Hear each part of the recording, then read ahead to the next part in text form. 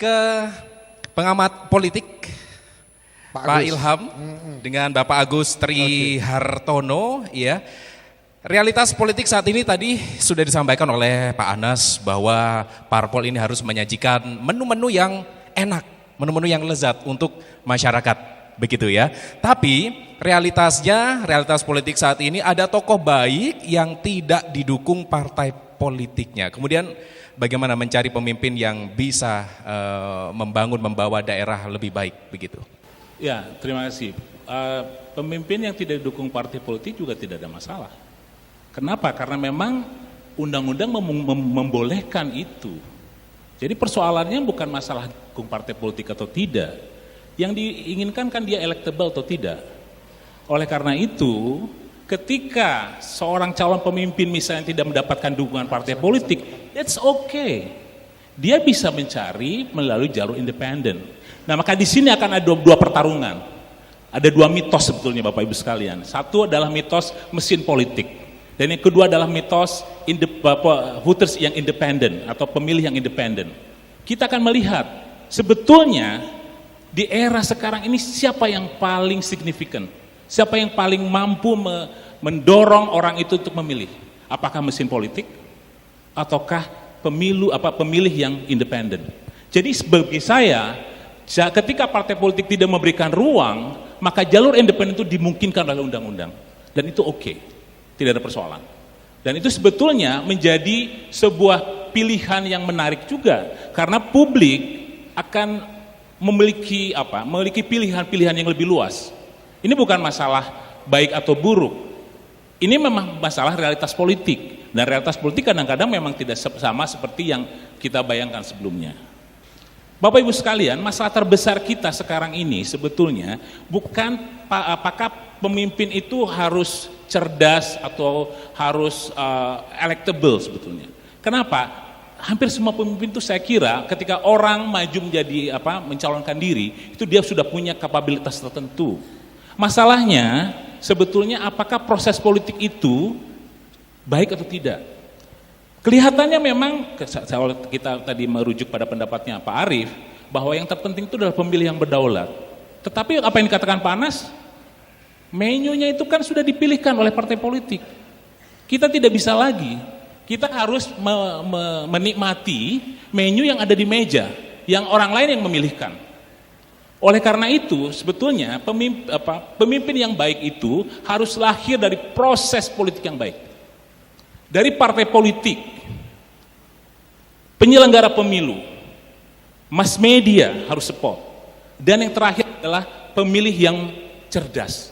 Maaf Pak Agus, misalnya begini, sesuai dengan yang Bapak katakan tadi, prosesnya sudah benar, masyarakat sudah cerdas, memilih dengan cara baik.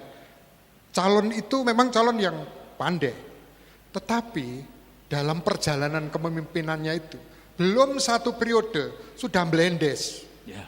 Nah itu kira-kira secara teoritis bagaimana itu Pak? Kan kasus semacam itu ya, ada loh Pak, ini real loh Pak. Artinya pemimpin itu memang tidak berhasil membangun apa yang disebut trust culture, budaya kerjasama, budaya percaya. Itu yang terpenting sebetulnya. Pemimpin bukan tidak harus cerdas-cerdas amat kok, tetapi dia bisa dipercaya oleh publiknya dan dia bisa menggerakkan, itu yang terpenting. Nah ketika itu tidak bisa, jadi disitulah masalah mulai muncul. Ketika hubungannya dengan legislatif bermasalah itu juga masalah. Kenapa? Karena sebetulnya kan harusnya seperti Pak Anas tadi bilang bekerja sama. Di situ ada proses check and balances, iya. Tetapi kan tidak harus saling mengunci. Harus terbuka, harus diskusi dan menyampaikan apa yang menjadi masalah bersama begitu. Jadi saya kira pemimpin itu memang bukan harus sangat cerdas dalam arti IQ-nya harus berapa begitu, tidak seperti itu, tetapi bisa menggerakkan. Karena pemimpin dengan manajer itu dua hal yang berbeda. Pemimpin itu harus menginspirasi, pemimpin itu harus bisa menggerakkan.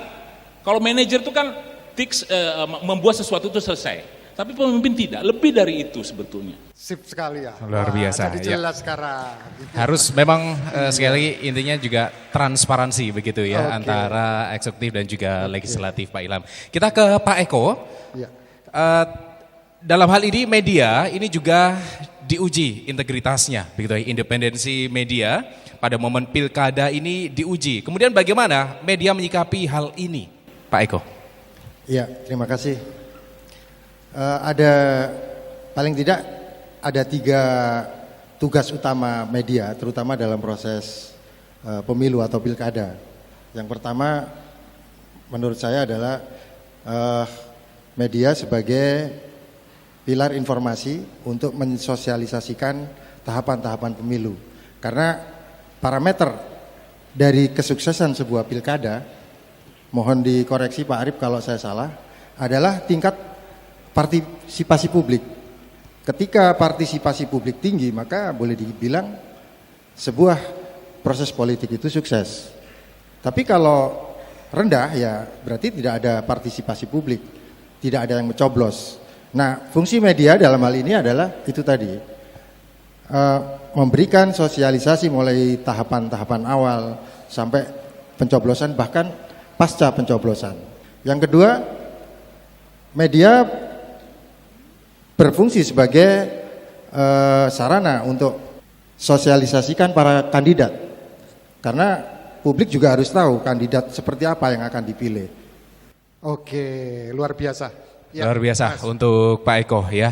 Dan kita ke Pak Anas terlebih dahulu karena memang mohon maaf ini Pak Anas waktunya terbatas sekali, jadi kita maksimalkan terlebih dahulu. Nah Pak Anas sebentar lagi kan sudah tidak lagi menjabat sebagai Ya. bupati begitu Nah, ya. ini saya punya satu pertanyaan untuk ini. Kan beliau sudah tidak mungkin lagi jadi bupati karena sudah 2 periode. Nah, Bapak sudah berperan sebagai bupati yang baik. Tapi kan tidak cukup itu, Pak. Bapak juga tentunya meninggalkan tonggak-tonggak yang kira-kira bisa dilanjutkan oleh pemimpin berikutnya. Itu apa Pak, itu rahasianya? Yang Bapak siapkan untuk itu apa Ya, Pak? makasih. Saya tidak membangun kelompok. Kami dari awal pertama kali menjabat selama 7 bulan tidak satupun saya memutasi orang misalnya. Sekarang saya ingin membangun sistem. Dan Banyuwangi dulu disclaimer dan sakitnya alhamdulillah 5 tahun terakhir satu-satunya yang sakitnya A adalah Kabupaten Banyuwangi seluruh Indonesia misalnya. Karena kami ingin membangun sistem. Kinerja birokrasi juga sama, dulu Banyuwangi ranking 156 se-Indonesia, tahun kemarin kita ranking 4. Ya, ranking 4. Dan kita dapat hadiah 15 miliar dari Kementerian Dalam Negeri. Bulan depan akan ada pengumuman target kami kinerja pemerintah daerah kita ranking 1. Kemudian kabupaten paling inovatif dulu Banyuwangi nomor buncit, nomor 200 sekian. Tapi sekarang alhamdulillah siapa menyangka kita bisa mengalahkan Jogja. Jogja ada UGM, ada pusat inovator 40 kampus. Bandung ada ITB dan seterusnya. Nah 2 tahun berturut-turut kita lihat di nilai ini, saya ingin menceritakan angka ini, saya ingin bahwa kami membangun sistem. Inilah legacy yang akan kita wariskan. 2 tahun berturut-turut keputusan Menteri Dalam Negeri sekarang menetapkan Banyuwangi sebagai kabupaten paling inovatif nomor 1 di Indonesia dengan nilai 74.000. Inovasi ini bukan dari bupati tapi dari bawah. Sehingga inilah legacy yang akan kami wariskan. Inovasi itulah menjadi darah bagi birokrasi di Banyuwangi. Kami telah tetapkan tukin tunjangan kinerja 200 miliar untuk birokrasi di Banyuwangi. Bagi birokrasi yang bekerja, dia akan mendapatkan uang yang lebih banyak dibanding mereka yang tidak bekerja. Dan atas inilah kita dapat Sakip A. Kemudian kami telah menetapkan untuk rekrutmen PNS di Banyuwangi sejak saya menjabat, saya tidak pernah berjibaku terhadap penerimaan PNS. Karena sekali negara dirugikan PNS penerimaannya 40 tahun negara rugi. Oleh karena itu untuk beberapa jurusan, untuk beberapa kebutuhan, jadi PNS di Banyuwangi IP harus 3,5. Yang tidak 3,5 tidak kami terima di Banyuwangi. Nah, maka kami sekarang mendapatkan anak-anak akuntan, ahli keuangan yang hebat. Ini suruh ngurus keuangan, mohon maaf guyon saya waktu jurusan syariah, jadi uang disedekahkan terus kira-kira gitu. Inilah saya kira yang ingin saya sampaikan bahwa legacy itu sistem yang telah kita buat.